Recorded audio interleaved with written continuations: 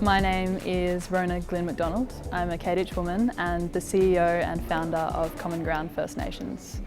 I grew up in Central Australia surrounded by the rich cultures of Aboriginal people within that region.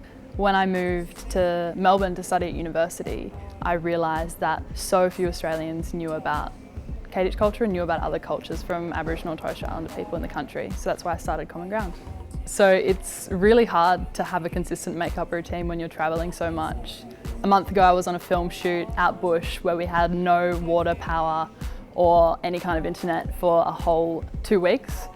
So having a makeup routine in those spaces is incredibly hard, so I like to keep it very simple and minimal, which is why I only use a select few products and they become the basis for everything I do in makeup.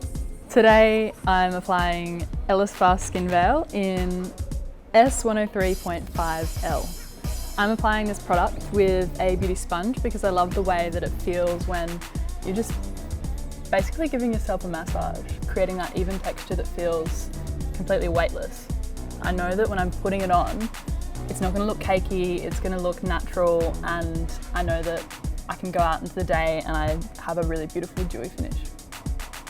My biggest makeup tips for myself and anyone else I know is that less is more, and we should be using makeup to enhance our natural beauty.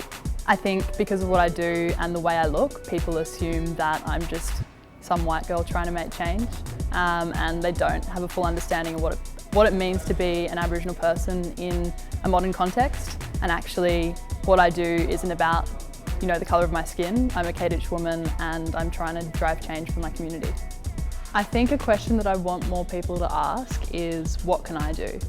As an individual or a collective of humans, what is the thing that I can do and contribute in order to make a difference? And I think not enough people are asking that question or willing to act upon it. I'm Rona, I'm the founder of a not-for-profit, but underneath it all, I'm just a massive nerd with a big heart.